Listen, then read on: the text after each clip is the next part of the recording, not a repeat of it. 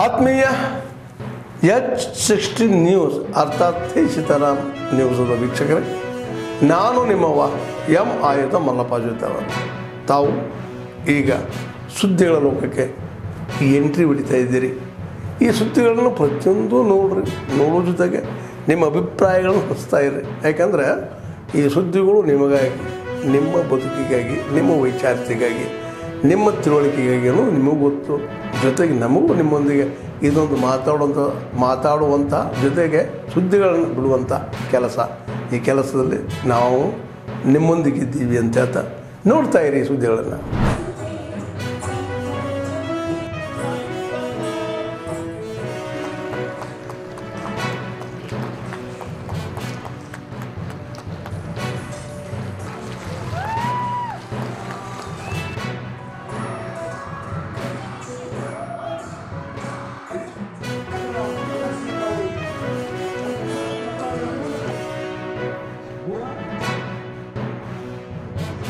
ವಿದೇಶಿಯರು ಬಂದು ಇಲ್ಲಿ ಕಲಿತಾ ಇದ್ದಾರೆ.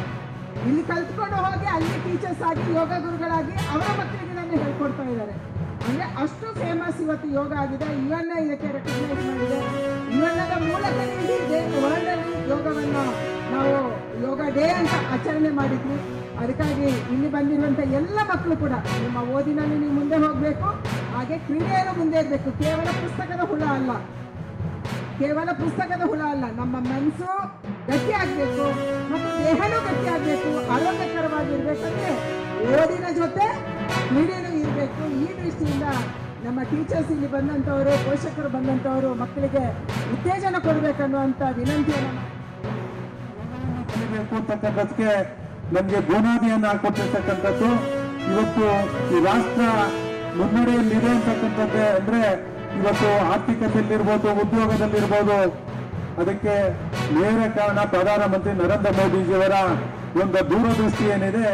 ಭಾರತವನ್ನ 2047ರ ಒಳಗೆ ಇದನ್ನ ಮೊದಲನೇ ಸ್ಥಾನಕ್ಕೆ ತಂದು ನಿಲ್ಲಿಸಬೇಕು ಅಂತಕ್ಕಂಥದ್ದು ಗುರಿ ಏನಿದೆ, ಅದು ಕ್ರೀಡೆಯಿಂದನೂ ಆಗ್ಬೇಕು ಅಂತಕ್ಕಂಥದ್ದು ನಾವೆಲ್ಲ ಹಚ್ಕೊಂಡಿದ್ದೇವೆ.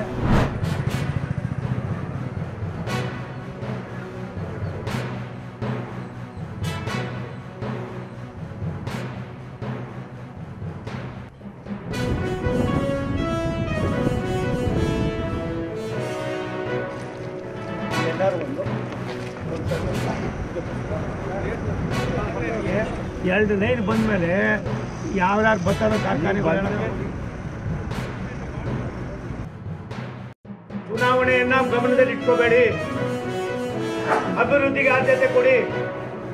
ಪ್ರಾಯಶಃ ನನಗನ್ನಿಸ್ತದೆ ಇನ್ನು ಒಂದು ಕಾಲು ವರ್ಷದಲ್ಲಿ ನೀವು ರಾಯದುರ್ಗದಲ್ಲಿ ಕೂತ್ಕೊಂಡ್ರೆ ತುಮಕೂರಿನಲ್ಲಿ ಇಳಿಬೋದು. ತುಮಕೂರಿನ ಮತ್ತೆ ನೀವು ದಾವಣಗೆರೆಗೆ ಹೋಗೋದು ಕೂಡ ಒಟ್ಟು 400 ಕಿಲೋಮೀಟರ್ ದೂರದ ರೈಲ್ವೆ ಲೈನ್ಗಳನ್ನು ಒಂದೇ ಒಂದು ಜಿಲ್ಲೆಗೆ ನೀವು ವ್ಯಾಪ್ತಿಗೆ ಕೊಟ್ಟಿರ್ತಕ್ಕಂಥದ್ದು ದೊಡ್ಡ ಕೆಲಸ. ಅದು ರಾಯದುರ್ಗದಿಂದ ತುಮಕೂರಿಂದ ದಾವಣಗೆರೆ,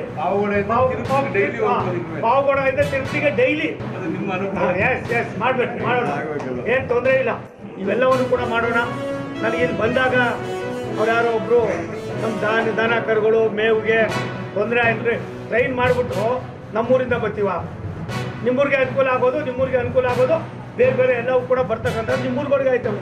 ಸಣ್ಣ ಪುಟ್ಟದ್ದು ನಿಮ್ಮ ರೋಡ್ ಇದ್ರೆ ದನ ಕರ್ಕೊಂಡು ಹೋಗೋದಕ್ಕೆ ಜನ ಓಡಾಡೋಕ್ಕೆ ಅದನ್ನು ಯಾವ ರೀತಿ ಮಾಡಬೇಕು ಏನು ಅನ್ನೋದನ್ನ ನೀವುಗಳು ಊರಿನವ್ರು ಕೂತ್ಕೊಂಡು ಅಧಿಕಾರಿಗಳಿಗೆ ಹೇಳಿದ್ದೀರಿ. ಆಮೇಲೆ ನೀವು ಬಗೆಹರಿಸ್ಕೊಡಿ. ಅದನ್ನು ತುಮಕೂರು ಲೋಕಸಭಾ ಕ್ಷೇತ್ರಕ್ಕೆ ಸಾವಿರಾರು ಕೋಟಿ ರೂಪಾಯಿಗಳ ಅನುದಾನವನ್ನು ತಂದೋದ್ರ ಜೊತೆಯಲ್ಲಿ ಯಾವ ಜಾತಿ, ಯಾವ ಕುಲ, ಯಾವ ಪಾರ್ಟಿ ಏನು ಅಂತ ನಾವು ನೋಡಿಲ್ಲ. ನಾನು ನೋಡಿರೋ ಒಂದೇ ಒಂದು ರಾಷ್ಟ್ರದ ಪ್ರಧಾನಮಂತ್ರಿ ನರೇಂದ್ರ ಮೋದಿಯವರ ಅಭಿವೃದ್ಧಿಗೆ ಯಾವ ರೀತಿ ಒತ್ತಡ ಕೊಡ್ತಾರೋ ಅದೇ ರೀತಿ ಒತ್ತಡ ಕೊಡಬೇಕು ಅನ್ನೋ ದೃಷ್ಟಿಯಿಂದ ನಾವು ಮಾಡ್ತಾ ಇದ್ದೀವಿ.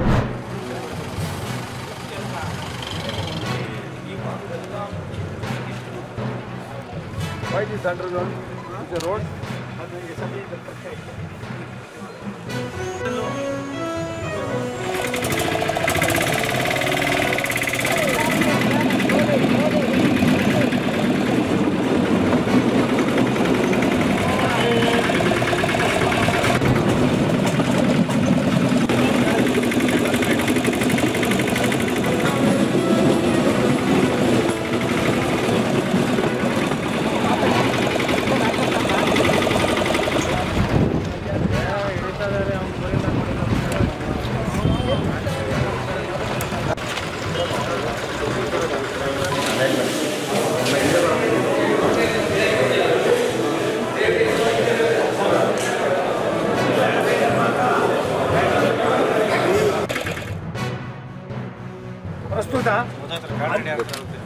ಪ್ರಸ್ತುತ 11,800 ಕೋಟಿ ರೂಪಾಯಿಗಳ 9 ಪ್ರಮುಖ ಯೋಜನೆಗಳು ನಮ್ಮಲ್ಲಿ ಪ್ರಗತಿಯಲ್ಲಿದೆ.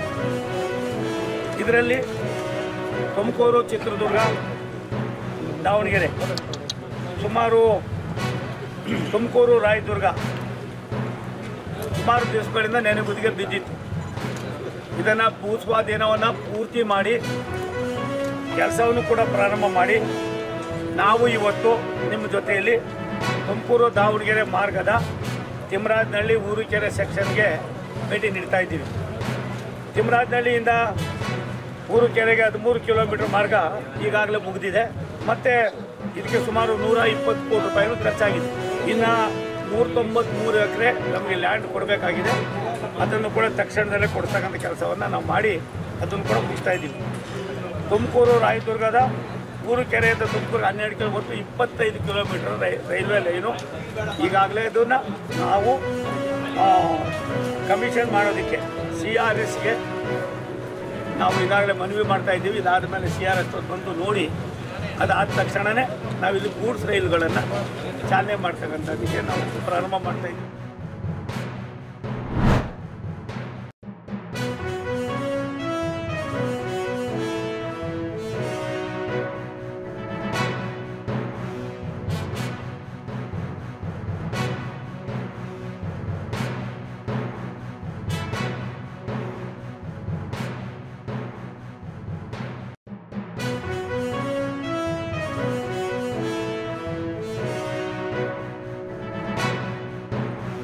They build trust in communities and give hope to vulnerable populations, especially women and children.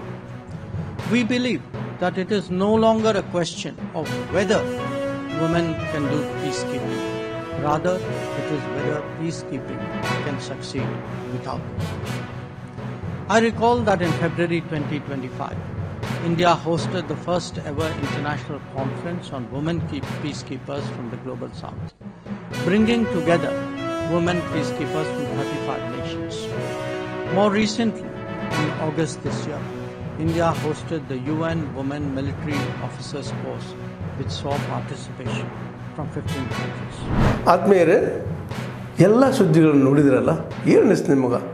ಇದರಲ್ಲಿ ನಿಮ್ಗೆ ಲೈಕ್ ಆಗಿರ್ಬೋದು, ಡಿಸ್ಲೈಕು ಆಗಿರ್ಬೋದು, ಕಾಮೆಂಟ್ ಬೇಡಪ್ಪ ಅಂತೂ ಅನಿಸಿರ್ಬೋದು, ಕಾಮೆಂಟ್ ಮಾಡಬೇಕಪ್ಪ ಅನಿಸ್ಬೋದು, ಶೇರ್ ಮಾಡಬಾರ್ದಪ್ಪ ಅನಿಸಿರ್ಬೋದು, ಅದು ಮಾಡಬೇಕು ಅನಿಸಿರ್ಬೋದು.